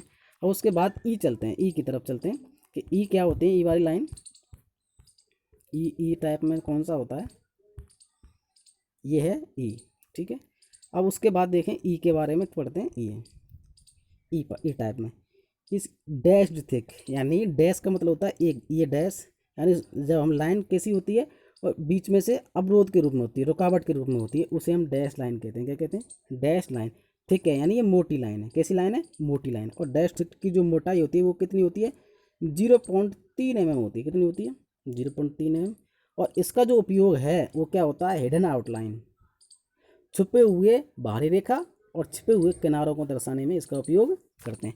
सेम एफ प्रकार की डैश थिन, ये पतली होती है। ये क्या होती है, खंडित, यानी हिंदी में कहते हैं इसको खंडित पतली रेखा। इसकी जो मोटाई है 0.2 mm होती है। कितनी होती है, 0.2 mm होती है। और इसका उपयोग भी हिडन आउटलाइन और हिडन एजेस के रूप में ही इसका उपयोग हम करते हैं। तो देखिए कैसे करते हैं हिडन आउटलाइन और एजेस के रूप में उपयोग। देखिए ये इस प्रकार की रेखा होती है, हम इसको चित्र में दर्शाते हैं। ये रही लाइन ऑफ ई। अब देखिए लाइन ऑफ जो है यहाँ पर है for hidden line both thick and, यानी एक तो मोटी लाइन, हिडन मोटी लाइन, और एक हिडन पतली लाइन। डैशेज लाइन का उपयोग ई और एफ टाइप की जो लाइन है उनको उपयोग हम क्या करते हैं, कोई भी लाइन का, या तो ई प्रकार की लाइन का प्रयोग कर लो चाहे एफ लाइन का, दोनों को हम कोई सी भी लाइन का हम प्रयोग कर सकते हैं। किसके लिए? किसी भाग को, छुपे हुए भाग को दर्शाने के लिए हम इसका उपयोग करते हैं। Only one type of B use, यानी कोई सी भी, या तो ई का यूज़ करना है, या तो ई का यानी ई वाली जो मोटी होती है, ई वाली जो रेखा होती है वो कैसी होती है? ई वाली है, इस प्रकार मोटी रेखा होती है। ठीक है, इसकी मोटाई कितनी होती है? 0.3 mm। और जो दूसरी वाली जो रेखा है वो एफ वाली, ये कितनी, ये ऐसी होती है, पतली रेखा होती है। कितनी होती है? पतली। और इसका मान होता है 0.2 होता है। तो ई प्रकार की रेखा ये होती है, एफ प्रकार की रेखा ये होती है। इसे खंडित मोटी रेखा, इसे खंडित यानी पतली रेखा के रूप में हम जानते हैं। तो ये भाग है, यानी ये भाग पीछे की साइड हम इसको चित्र बनाते हैं, तो ये भाग इधर हम बनाते हैं इसको चित्र को। तो ऐसे अगर हम इस चित्र को बनाते हैं तो ये भाग क्या है? यहाँ पर छुपा हुआ है। क्या हुआ है? ये छुपा हुआ है। तो इसको छुपे हुए भाग, ये भाग छुपा हुआ दर्शाया गया है इस चित्र में। क्या दर्शाया गया है? छुपा हुआ यहाँ पे इसको हम दर्शाते हैं। तो छुपा हुआ कैसे दर्शाया गया है? ये तो किसी भी चित्र का, ये किसी भी चित्र का क्या है? आपका फ्रंट व्यू है, और ये इसका साइड व्यू है। अब फ्रंट व्यू से जब हम साइड व्यू बना रहे हैं, फ्रंट तो ये देख लिया, हम इसकी जब साइड को देखेंगे तो साइड में ये भाग छुपा हुआ है। कैसा हुआ है? क्या छुपा हुआ है कि ये लाइन ऐसे जा रही है, ये लाइन ऐसी होगी, ऐसे, ये इस प्रकार लाइन है। ठीक है, इस प्रकार लाइन बनी हुई है, ऐसे इसको बना है। अब यहाँ पे ये भाग इधर से दिख तो नहीं रहा है ना, इसको दर्शाने के लिए हम किसका प्रयोग करेंगे? इस डैश लाइन का हम इसमें उपयोग करेंगे। ठीक है, किसका प्रयोग करेंगे? इसमें हम डैश लाइन का उपयोग करेंगे। तो किसी छुपे हुए भाग को दर्शाने के लिए या तो ई का उपयोग कर लो या एफ का, इन दोनों का उपयोग हम कर सकते हैं। तो देखिए क्या होती है खंडित या अदृश्य रेखा। ड्राइंग में किसी भी वस्तु के छुपे हुए भाग को दर्शाने के लिए इसका उपयोग करते हैं। यह 0.3 mm मोटी और 3 mm के डैश से बनी लाइन होती है। दो डैशों के बीच की दूरी कम से कम कितना होता है? 2 mm का गैप होता है। तो इस लाइन की जो मोटाई है, इस लाइन की जो मोटाई होती है वो कितनी होती है? इस प्रकार की होती है, डैश से बनी होती है। कैसे होती है? ये डैश से बनी होती है। ठीक है, इनके जो बीच में जो एक गैप है वो कितने का होता है? 2 mm का इनमें गैप होता है। कितने का होता है? 2 mm का गैप होता है। और इनकी जो मोटाई होती है वो 0.3 mm होती है। कितनी होती है? मोटाई 0.3 mm होती है। और ये डैशों से बनी हुई रेखा होती है। तो इसे हम खंडित रेखा कहते हैं। अब खंडित रेखा के बाद कौन सी रेखाएं आती हैं? ई और एफ पढ़ लिया, उसके बाद हम चलते हैं जी की तरफ, जी प्रकार की लाइन। ठीक है, अब जी प्रकार की लाइन कौन सी है? ये वाली। अब जी प्रकार में हम पढ़ते हैं, ये है चैन थिन, पतली रेखा है और चैन के रूप में। चैन का मतलब क्या होता है? एक बड़ा डैश, उसके बाद छोटा डैश, बड़ा डैश, छोटा डैश, बड़ा डैश, छोटा डैश, इससे कहते हैं चैन। क्या कहते हैं? चैन लाइन कहते हैं। ठीक है, अब चैन लाइन की जो मोटाई है, चैन लाइन की जो मोटाई होती है, अगर हम इसको पढ़ें, इसकी जो मोटाई है चैन लाइन की, तो चैन लाइन इस प्रकार की होगी, एक बड़ा डैश, छोटा डैश, बड़ा डैश, छोटा डैश, बड़ा डैश। तो और इसकी जो मोटाई होगी वो मोटाई होती है 0.2। कितनी होती है? 0.2। अब इसके जो उपयोग क्या हैं? इसके जो उपयोग हैं अगर हम पढ़ें उपयोग के बारे में, तो उपयोग सेंटर लाइन है, केंद्र रेखा के रूप में प्रयोग करते हैं इसको। जैसे ये कोई वृत्त है, इसका हमें केंद्र दर्शाना है। क्या दर्शाना है? सेंटर दर्शाना है। तो उसके लिए भी हम इसका उपयोग करते हैं, सेंटर लाइन के रूप में भी उपयोग करते हैं। लाइन ऑफ सिमेट्री यानी मतलब होता है सममित रेखा। सममित का मतलब क्या होता है? कोई एक भाग है ना, वो लगातार सेम बन रहा है। क्या बन रहा है? सेम बन रहा है। जैसे हम मान लेते हैं ये कोई भाग है और ये सेंटर लाइन हमने बना दी। ठीक है, अब यहाँ पे हमने एक वृत्त बनाया, छेद गया। ऐसा ही यहाँ पर बनाना है, तो उसके लिए हम केवल इस लाइन का उपयोग करते हैं। तो इसको कैसे देखें? तो सममित रेखा के रूप में इसका उपयोग करते हैं, और ट्रेजेक्टर्स यानी बिंदु पथ रेखा के रूप में। तो सबसे पहले हमने सेंटर लाइन को पढ़ते हैं, फिर उसके बाद लाइन ऑफ सिमेट्री पढ़ेंगे, फिर उसके बाद ट्रेजेक्टर के बारे में हम पढ़ेंगे। तो सबसे पहले सेंटर लाइन क्या होती है? सेंटर लाइन को हम हिंदी में केंद्र रेखा कहते हैं। क्या कहते हैं? केंद्र रेखा कहते हैं। अब केंद्र रेखा होती क्या है? देखिए यहाँ पे ये हमने ये ऑब्जेक्ट दर्शाया हुआ है। ठीक है, अभी ऑब्जेक्ट में जो ये लाइन जा रही है, ये वाली जो लाइन है, इसे हम G1 यानी क्या कहेंगे? हम इसको सेंटर लाइन कहेंगे। क्या कहेंगे? सेंटर लाइन कहेंगे। तो सेंटर लाइन क्या होती है? देखिए केंद्र रेखा, यह एक काल्पनिक रेखा कैसी है? इमेजिनरी लाइन होती है, जो किसी गोल, बेलनाकार, कॉनिकल जैसी वस्तुओं की अक्ष को दर्शाती है। क्या जाता है? एक्सिस यानी अक्ष को दर्शाती है। यह 0.2 mm मोटी, यह 0.2 mm मोटी, यह 0.2 mm मोटी एक छोटे डैश और एक बड़े डैश, जिनके बीच का गैप कितना होता है 1.5 mm से 2 mm होता है, से मिलाकर बनाई जाती है। अब ये बनती कैसे है, जैसे केंद्र रेखा जो कैसी होती है, अब केंद्र रेखा को जब हम बनाते हैं तो देखिए केंद्र रेखा एक तो बड़ा डैश, अब ये बड़े डैश की जो लंबाई होगी, वो जो बड़े डैश की जो लंबाई होगी, एक तो बड़ा डैश, छोटा डैश, बड़ा डैश, छोटा डैश और ये बड़ा डैश होता है। अब इनकी जो लंबाई यहाँ है वो तो कैसे होती है, इसकी जो लंबाई है 10 से 12 mm बड़े डैश की, और जो छोटे डैश की जो लंबाई है वो 2 से, ये छोटा डैश है, इसकी होती है 2 से 3.5 mm, या 2 रखो या 3.5 mm तक इसको रख सकते हैं। और इनका जो बीच का जो गैप है, इनका जो बीच का जो हम गैप रखेंगे वो कितना रखेंगे 1.5 से 2 mm, यानी 1.5 से 2 mm हम इसका गैप रखते हैं। तो बड़े डैश की जो लंबाई है वो कितनी 10 से 12 mm, छोटा डैश 2 से 3.5 mm, और जो बीच का गैप है वो कितना होगा 1.5 से 2 mm होता है। तो ये इससे मिलकर बनाई जाती है। इस उपयोग क्या है, यानी इसका उपयोग हम सेंटर को दर्शाने के लिए हम इसका उपयोग करते हैं। उसके बाद G2 यानी सममित रेखा, लाइन ऑफ सिमेट्री, जिन्हें हम सममित रेखा कहते हैं। अब इस प्लेट पर ये बहुत सारे होल बने हुए हैं, 1 2 3 4 5 6 ऐसे होल बनाना है, ठीक है। अब हमें सभी पे एक जैसी आकृति नहीं बनानी है, हमें क्या करना है, जैसे हमने यहाँ बना हुआ, ये ऐसी आकृति यहाँ बनेगी, ऐसी आकृति यहाँ बन गई, तो यहाँ पर भी ऐसी आकृति बनेगी, यहाँ पर भी, यहाँ पर भी, यहाँ पर भी। ये कैसे दर्शाया जा रहा है, क्योंकि ये सममित रेखा है। ये कैसी रेखा है, सममित, यानी ये एक समान भाग हमको पूरे पार्ट में बनाना है, तो उसके लिए हम इस रेखा का प्रयोग करते हैं, इस सेंटर लाइन का उपयोग हम करते हैं। तो सममित रेखा के रूप में भी इसका उपयोग किया जाता है। अब चलते हैं तीसरा, ट्रेजेक्टर्स के रूप में। किसके रूप में, ट्रेजेक्टर्स के रूप में, यानी ट्रेजेक्टर्स क्या होता है। तीसरी जो थी आपकी G3, ये G3 लाइन है। ट्रेजेक्टर यानी बिंदु पथ रेखा के रूप में, यानी किसके रूप में, बिंदु पथ, यानी किसी भी पॉइंट का क्या बनाना है, हमें बिंदु पथ दर्शाना है। क्या दर्शाना है, बिंदु पथ, यानी ट्रेजेक्टर्स के रूप में ट्रेजेक्टर दर्शाना है उसका। तो उसके लिए हम इस रेखा का प्रयोग करते हैं, ये G3 है, ठीक है। अब ये यहाँ से बिंदु इस प्रकार चला, तो ये तो बाह्य रेखा होगी, बाह्य रेखा के रूप में हम उसका प्रयोग करेंगे, बी प्रकार की रेखा का प्रयोग करेंगे। अब ये बाह्य रेखा हो गई, ठीक है, तो घूमने वाले भाग की बाहर बी प्रकार की रेखा करेंगे। अब यहाँ पे ये जो वृत्त है, ये यहाँ से ऐसे, ये ऐसे घूम रहा है, ये तो ऐसे घूम रहा है, ये ठीक है, ऐसे घूम रहा है।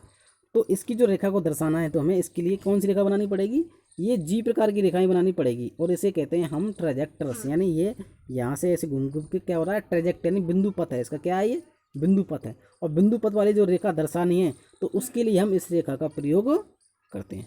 तो हमने क्या पढ़ लिया, जी तक पढ़ लिया। जी के बाद आता है एच। क्या आता है, एच। अब एच क्या है, देखिए एच के बारे में पढ़ते हैं। एच क्या है, एच इस प्रकार की रेखा है, देखिए इसकी जो आकृति इस प्रकार होता है, chain thin thick eight and change of direction. ये कैसी लाइन होती है, चेन थिन होती है, और किनारों से क्या होती है, मोटी होती है। देखिए हम समझाते हैं इसको, कैसी होती है ये, यानी किनारों से तो इस प्रकार ये मोटी होती है, और डैशों के रूप में होती है, और ये जो है किनारों से मोटी, यहाँ फिर ये बीच में पतली हो जाती है। क्या हो जाती है, बीच में पतली हो जाती है, और ये किनारों से क्या रहती है, मोटी रहती है। किनारों से क्या होती है, मोटी। तो देखिए दोबारा बनाते हैं, यहाँ से देखिए ये हो गया आपका मोटी, ठीक है। उसके बाद फिर क्या होगी, ये पतली होगी, पतली, ठीक है, छोटा डैश बड़ा डैश होगा। उसके बाद क्या होगी, ये मोटी होगी, यहाँ पे क्या होगी, मोटी होगी, ठीक है। तो यानी क्या हुआ, इसका मतलब क्या हुआ, यहाँ पे यहाँ किनारों से तो क्या होगी, मोटी, और बीच में से क्या होगी, ये पतली। यहाँ से क्या होगी, पतली, ये किनारों से मोटी होती है, और बीच में से क्या होती है, पतली होती है, ठीक है। बीच में से कैसी होगी, ये पतली होगी, ठीक है, बीच में से पतली, किनारों से मोटी होती है। और इसका प्रयोग कहाँ करते हैं हम, डायरेक्शन, जब कहीं पे डायरेक्शन चेंज हो रही है वहाँ पे इसका उपयोग करते हैं। अब इसकी जो मोटाई होगी वो 0.3 mm होती है। मोटाई कितनी होती है, 0.3। अब कटिंग प्लेन लाइन, इसका प्रयोग कहाँ करते हैं, कटिंग, कोई भी भाग को कटा हुआ भाग दर्शाना है किसी भी वस्तु का, तो उसके लिए हम इसका उपयोग करते हैं। तो कैसे होता है, ये कटा हुआ भाग दर्शाने के लिए हम कैसे उपयोग करते हैं इसके, देखिए। अब जो एच प्रकार की रेखा है उसको हम कटा हुआ भाग दर्शाना है, तो इसको पहले हम देखिए, ये है, इसको हमने यहाँ से काटा है, यहाँ से इसको काटा है, ठीक है। इसको काटने के लिए हम ये इस प्रकार की रेखा प्रयोग कर रहे हैं। यही कौन सी रेखा है, एच प्रकार की रेखा होती है। तो किसी भाग का ये भाग हमने यहाँ से बीच, ये भाग हमने बीच में से यहाँ से काटना है। तो कैसे प्रयोग कर रहे हैं इसको, ये किनारों से तो क्या होगी, मोटी है यहाँ से, और बीच में से क्या है, पतली है, यहाँ से मोटी है। तो यानी किनारों से जो मोटी होती है और बीच में से पतली होती है उसे हम इस प्रकार की रेखा कहते हैं। ठीक है, और कैसी होती है, चैन टाइप में होती है, ये चैन थिन होती है। कैसी होती है, चैन, यानी श्रृंखलित रूप में होती है। चैन का मतलब श्रृंखला के रूप में होती है। श्रृंखला पतली, किनारों से मोटी और बीच में से पतली रेखा होती है। और इसको हम कहाँ प्रयोग करते हैं, जहाँ पर डायरेक्शन चेंज होती है वहाँ पर इसको प्रयोग करते हैं। और किसी भाग को कटे हुए भाग, यानी कोई भाग हमें काटना हो, उसको यहाँ से काटना, तो उसको दर्शाने के लिए हम इसका उपयोग करते हैं। तो देखिए इसका क्या है, कटी हुई समतल रेखा। यह रेखा भी कट सेंटर लाइन की तरह ही बनाई जाती है, जिसके दोनों किनारे क्या होते हैं, गहरे होते हैं। थोड़ा सा अंतर क्या है, इसके किनारे गहरे होते हैं, तथा बीच में कैसी होती है, पतली होती है। बीच में से कैसी होगी, पतली। इसका उपयोग किसी ऑब्जेक्ट को काटे जाने वाले दर्शाने के लिए किया जाता है। कोई भाग है, किसी वस्तु का भाग कटा हुआ दर्शाना है, तो उसके लिए हम इसका उपयोग करते हैं। अब उसके बाद एच के बाद आती है जे प्रकार की लाइन। कौन सी प्रकार की, जे प्रकार की लाइन क्या होती है, जे प्रकार की लाइन क्या होती है, देखिए जे प्रकार की, ये जे प्रकार की लाइन है, चैन थिक। चैन का मतलब होता है श्रृंखलित, मोटी, थिक का मतलब मोटी। अब ये मोटी चैन थिक होती है, तो इसका जो ये जो लाइन होती है वो इस प्रकार होती है। देखिए ये इस प्रकार होती है, यानी ये ऐसे, ठीक है, ये मोटी लाइन होती है। चैन थिक में कैसी होती है, ये मोटी लाइन होती है। इसकी जो मोटाई है, इसकी जो मोटाई है वो कितनी रहती है, इसकी मोटाई होती है 0.5 mm होती है। कितनी होती है, 0.5 mm इसकी मोटाई होती है। अब इसका उपयोग क्या है, इसका उपयोग है इंडिकेशन ऑफ लाइन, यानी और surface to which is special requirement applies. यानी इसका उपयोग कहाँ किया जाता है, जहाँ पर विशेष आवश्यकता हो। क्या हो, कि जहाँ पर कोई विशेष हमें आवश्यकता, यानी विशेष आवश्यकता हो, तो उसके क्या करना है, हमें सरफेस यानी कोई भी सतह को दर्शाना है या कोई लाइन को दर्शाना है, तो उसके लिए हम इसका उपयोग करते हैं। जहाँ पर कोई विशेष प्रक्रिया की जानी है तो उसके लिए हम इसका उपयोग करते हैं। देखिए कैसे होता है आगे, जे प्रकार की जो लाइन है उसका उपयोग कैसे करते हैं। तो विशेष आवश्यकता है वहाँ पे इसका हम उपयोग करते हैं। तो देखिए है इन थिक चैन, यानी चैन मोटी, यानी संकलित मोटी जो लाइन है, J1 आर, ये चित्र में दिखाई गई है। ठीक है, अब इसका जो उपयोग क्या है, it indicate some special treatment, यानी कोई भी विशेष उपचार करना है या एप्लीकेशन, कोई भी उपयोग है ऑन दी सरफेस, कोई भी सतह पर हमें कोई विशेष उपचार या कोई भी अनुप्रयोग करना है तो उसके लिए हम इसका उपयोग करते हैं। अब देखिए ये किसी भी वस्तु का, जैसे रेती है या उनका एक हैंडल है।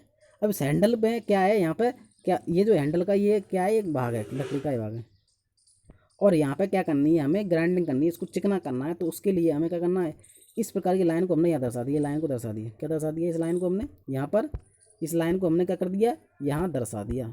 ये लाइन कैसी है, चैन ठीक है, मोटी लाइन है। ठीक है, अब ये क्या दर्शा रही है, यहाँ पे कोई विशेष आवश्यकता है, कोई विशेष यहाँ पे हमें ऑपरेशन करना है। क्या करना है, ग्राइंडिंग करनी है। विशेष ऑपरेशन क्या होगा, ग्राइंडिंग करनी है। तो उसके लिए हम इसका उपयोग जे प्रकार की रेखा का उपयोग करते हैं, जिसकी मोटाई होती है 0.5। ठीक है, अब हमने जे प्रकार की जो लाइन है वो हम पढ़ चुके हैं। उसके बाद आती है लास्ट एंड पॉइंट पर आती है के प्रकार की लाइन। कौन सी प्रकार, के प्रकार की। अब देखिए के प्रकार की लाइन, जो के प्रकार की जो लाइन है वो देखते हैं। के प्रकार की, सबसे पहले हम टेबल में देख लेते हैं के प्रकार की लाइन होती क्या है। देखिए के प्रकार की लाइन, देखिए ये के प्रकार की चैन थिन डबल डैश। अब ये लाइन होती कैसी है, ये जो लाइन है वो चैन थिन होती है, यानी चैन थिन का मतलब ये पतली लाइन होती है। वैसे कैसी होती है, पतली लाइन। एक लाइन, एक लॉन्ग डैश होगा, फिर उसके बाद डबल डैश होंगे छोटे छोटे, फिर लॉन्ग डैश होगा, फिर डबल डैश होंगे। ये कैसी लाइन है, चैन थिन डबल डैश्ड होती है, यानी श्रृंखलित पतली, और दोहरी कैसी होती है, खंडित होती है। समझे, दोहरी खंडित होती है। इसका उपयोग कहाँ कर, इसकी जो मोटाई होगी वो कितनी होगी, 0.2 mm होगी। अब इसका जो उपयोग है, 5 उपयोग है इसके। उपयोग है outline of adjust point. Outline यानी बाहरी रेखा, एडजस्ट पॉइंट मतलब समीपवर्ती भाग। कोई भी वस्तु का समीपवर्ती भाग है तो उसकी आउटलाइन को दर्शाने के लिए उपयोग करते हैं। दूसरा है alternative extreme position of movable part. Movable part का मतलब होता है कोई भी घूमने वाले भाग की एक तो वास्तविक स्थिति और एक अवास्तविक स्थिति, दोनों को ही दर्शाने के लिए इसको हम उपयोग में लेते हैं। उसकी यानी कोई भाग घूम रहा है, ऐसे घूम रहा है ये, तो वास्तविक स्थिति यहाँ है, अब इसकी अवास्तविक स्थिति यहाँ हो गई, तो उसको दर्शाने के लिए हम इसका उपयोग करते हैं। तीसरा है सेंट्रोइडल यानी केंद्रीय रेखा। यानी सकेंद्र मतलब सकेंद्रीय रेखा होती है। सेंट्रोइडल का हिंदी अर्थ होता है सकेंद्रीय। सकेंद्रीय का मतलब होता है एक वृत्त ये बना है, एक वृत्त ये, इन सब का केंद्र क्या एक ही है, तो उसके लिए हम इसका उपयोग करते हैं। Initial outline of prior to forming, कोई भी वस्तु को बनाने से पहले की प्रारंभिक रेखा के रूप में हम इसका उपयोग भी करते हैं। उसके बाद part situated in front of the cutting plane, जब कोई भी जो पार्ट होता है वो कटिंग प्लेन के सामने उपस्थित होता है तो उसके लिए भी हम इसका उपयोग करते हैं। तो सबको एक एक करके पढ़ते हैं धीरे धीरे क्या होता है। देखिए पार्ट सिचुएटेड इन, तो देखिए कई प्रकार की लाइनों को पढ़ते हैं, कई प्रकार की क्या होती हैं। तो ये कैसी होती हैं, डबल डैश के रूप में होती हैं। कैसी होती हैं, डबल डैश के रूप में होती हैं। देखिए अब इसमें क्या है ये देखते हैं। चेन थिन डबल डैश कैसी है, chain thin double dash line are applied for the following, इनके लिए हम उपयोग करते हैं। आउटलाइन ऑफ एड्रेस पार्ट, किसका उपयोग, आउटलाइन। अब ये कई प्रकार की जो लाइन है ये रही यहाँ पे, ठीक है। अब इसका उपयोग ले रहे हैं, कैसे ले रहे हैं इसका उपयोग हम, देखिए ये एक लाइन ये बनी हुई है। अब इसकी बाहर की आउटलाइन है, ये समीपवर्ती आउटलाइन है। अब समीपवर्ती आउटलाइन को बनाने के लिए हम इस रेखा का यानी डबल डैश वाली लाइन का हम प्रयोग करते हैं, ठीक है। नीचे क्या दर्शा रखा है, नीचे ये आपको दे रखी है जिग जैग लाइन दे रखी है, यानी लॉन्ग ब्रेक लाइन, यानी कोई बड़ा भाग उसको छोटा करके दर्शा रहे हैं यहाँ पर, ठीक है। ये भी ऐसे दर्शा जा रहा है, ये यहाँ पे इसका भी प्रयोग किया जा रहा है, ठीक है। तो ये यहाँ पे यानी समीपवर्ती भाग है उसको भी दर्शाना, यानी आउटलाइन बाहरी रेखा की जो समीपवर्ती है उसको भी दर्शाने के लिए इसका उपयोग हम करते हैं। दूसरा है alternative and extreme position of the movable part. अब देखिए ये लिख रहा है K2। अब ये जो पार्ट है ऐसे घूम रहा है, इधर भी और इधर भी घूम रहा है, ये मूवेबल पार्ट है, ठीक है। अब ये मूवेबल पार्ट की एक तो वास्तविक स्थिति क्या है और एक अवास्तविक स्थिति क्या है। अब अवास्तविक स्थिति दर्शानी है तो इसके लिए हम कौन सी रेखा का प्रयोग कर रहे हैं, यानी चेन थिन डबल डैश का प्रयोग कर रहे हैं। कौन से प्रयोग कर रहे हैं, चेन थिन डबल डैश का, यानी मूवेबल पार्ट की वास्तविक और अवास्तविक स्थिति को दर्शाने के लिए हम इसका उपयोग करते हैं। उसके बाद चलते हैं, दो पढ़ लिए हम, उसके बाद देखिए इसका हिंदी अर्थ पढ़ रहे हैं। यह रेखा क्रमशः लंबी डैश से होती है और दो छोटे डैश द्वारा बनाई जाती है। इसका उपयोग ड्राइंग में बार बार आने वाले समीपवर्ती भागों की बाहरी रेखाओं के रूप में यानी K1 के रूप में इसका उपयोग हम करते हैं। देखिए आगे क्या है, तीसरा है सेंट्रोइडल।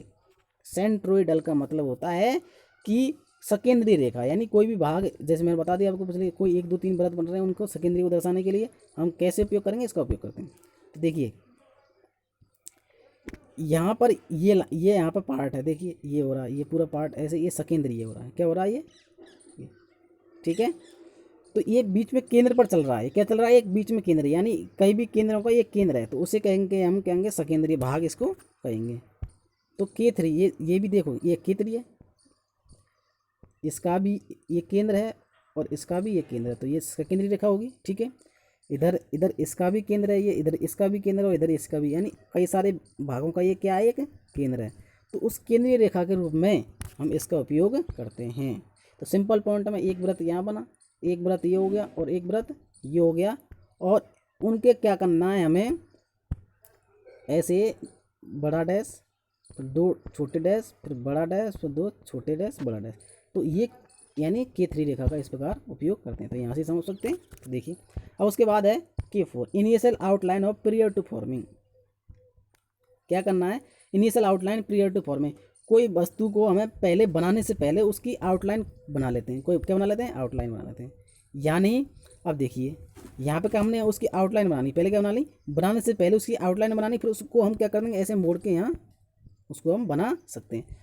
तो सबसे पहले क्या करते हैं, कोई भी दर्जी है या फिर कोई लकड़ी वाला है तो उसकी पहले क्या बनाता है, ड्राइंग बनाता है। क्या बनाता है, ऐसे ड्राइंग बना लेता है, उसकी क्या बना लेता है, ड्राइंग बना लेता है।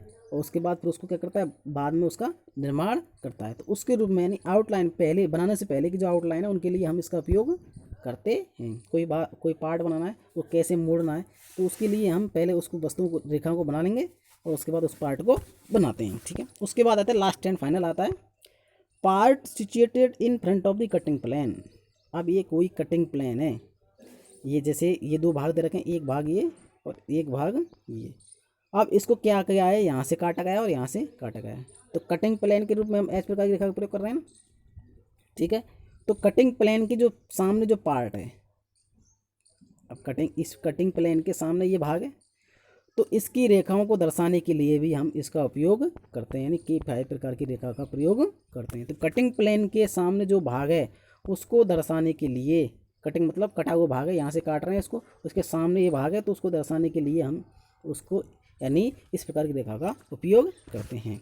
ठीक है, तो हमने ए से लेकर यानी रेखाओं को ए से लेकर के और के टाइप की रेखाओं के प्रकार हम पढ़ लिए। अब हम पढ़ते हैं कि ड्राइंग में मुख्यतः कौन सी रेखाओं का ही प्रयोग करते हैं, वो देखते हैं। ठीक है, अब देखते हैं कि हमने कौन कौन सी रेखा हमने जो भी पढ़ी है उनमें से सबसे पहले आउटलाइन, ये ए प्रकार की रेखा है वैसे। ठीक है, अब इसका उपयोग आउटलाइन और यानी विजिबल आउट यानी दृश्य बाहरी रेखा और किनारों के रूप में हम इसका उपयोग करते हैं। एक तो रेखा ये होती है, यानी हमें क्वेश्चन में आ जाता है कि आउटलाइन बनाइए या ऑब्जेक्ट लाइन बनाइए। क्या बनाइए? आउटलाइन बनाइए, ऑब्जेक्ट लाइन बनाइए। तो ये लिख रहा है रेखाओं की रचना कैसे करते हैं, यानी आउटलाइन बनानी है हमें। ड्राइंग में आ जाए कि निम्न रेखाओं को बनाइए, तो उसमें अगर आपसे पूछ ले आउटलाइन यानी ऑब्जेक्ट लाइन कैसी होती है, आउटलाइन कैसी होती है, तो ये इस प्रकार की यानी कंटिन्यूअस आपकी थिक होती है या ठीक है, कंटिन्यूअस थिक का उपयोग करते हैं। कंटिन्यूअस थिक मतलब ये होती है लगातार, कैसी होती है, लगातार ये मोटी होती है। ठीक है, उसके बाद चलते हैं हम डायमेंशन लाइन। अगर आपसे डायमेंशन लाइन बनाने के लिए पूछ लिया जाए तो डायमेंशन लाइन इस प्रकार की होती है, ये बनाएंगे। उसके बाद आपसे पूछ लिया जाए कि हिडन लाइन कैसी होती है, आपसे पूछ लिया जाए कि हिडन लाइन कैसी होती है, तो हिडन लाइन यानी खंडित रेखा होती है, ये पतली और मोटी दोनों प्रकार से होती है। ठीक है, हिडन आउटलाइन के रूप में इसका उपयोग करते हैं। उसके बाद सेंटर लाइन कैसी होती है, सेंटर एक लंबा डैश एक छोटा डैश, उसे हम सेंटर लाइन कहते हैं। इसका उपयोग सेंटर लाइन के रूप में, लाइन ऑफ सिमेट्री और टेंजेंट के रूप में हम पढ़ चुके हैं पूरा। ठीक है, उसके बाद कटिंग प्लेन लाइन कैसी होती है, कोई भी भाग काट के दर्शाना है तो उसके लिए ये कटिंग लाइन प्लेन लाइन होती है, किनारों से मोटी होती है और बीच में से पतली होती है। और कैसी होती है, ये चेन टाइप में होती है, चेन डैश्ड के रूप में होती है। ठीक है, कटिंग भाग को दर्शाने के लिए। तो 5 ये पढ़ ली। उसके बाद शॉर्ट ब्रेक लाइन, यानी हमें कोई भाग बड़े भाग को छोटा करके दर्शाना है या कोई भाग की बाउंड्री दर्शानी है, तो उसके लिए ये लाइन शॉर्ट ब्रेक लाइन इस प्रकार की होती है, हम इसको बनाते हैं। ठीक है, short break line. Long break line कोई बड़े भाग को छोटा करके दर्शाना है, तो उसके लिए लॉन्ग ब्रेक लाइन इस प्रकार की होती है। और एक्सटेंशन लाइन क्या होती है, इस प्रकार की होती है, जो भी डायमेंशन लाइन के ऊपर बनाई जाती है।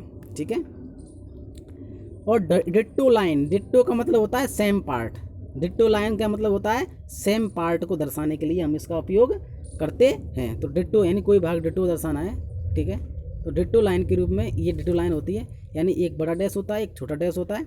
इसमें पॉइंट का प्रयोग करते हैं, डैश की बजाय क्या करते हैं, पॉइंट का प्रयोग करते हैं। डिट्टो का मतलब सेम, जैसे क्या है for overhead line, transmission and telephone line, जो हमारी ट्रांसमिशन लाइन जाती हैं यानी करंट वाली लाइन जाती है, टेलीफोन लाइन जाती है, तो कई सारी लाइन जा रही हैं, तो डिट्टो उसको सेम यानी पूरा ऐसे दर्शाने के लिए कई सारी लाइन जा रही हैं, तो उसके लिए हम इसका उपयोग करते हैं। आगे देखते हैं चेन लाइन, यानी श्रृंखला की लाइन के रूप में। Alternate extra position of movable part, ये हमने पढ़ लिया कई प्रकार की जो लाइन है उसको। तो ये जो चेन लाइन होती है इस प्रकार की होती है, किस प्रकार की होती है, इस 4-5 उपयोग हैं इसके। तो ये चेन लाइन हमेशा बनाते हैं, डबल डैश होता है और एक बड़ा डैश होता है। ठीक है, तो आज हमने इंजीनियरिंग रेखाओं के बारे में पूरा पढ़ चुके, इंजीनियरिंग रेखाएँ क्या होती हैं। ठीक है, तो प्रिय दोस्तों आज हमने रेखाओं के बारे में पूरा पढ़ चुके हैं, मैंने पूरा निचोड़ पढ़ा चुका हूँ रेखाएं क्या होती हैं। ठीक है, इनमें तो बहुत सारे क्वेश्चन आते हैं, इसलिए आपको मेरा ये लेक्चर समझ में आ रहा है तो आप अपने दोस्तों में ज़रूर शेयर करें और कमेंट करें कि आपको कहाँ परेशानी आई है और उनको मैं सॉल्यूशन दूंगा। धन्यवाद।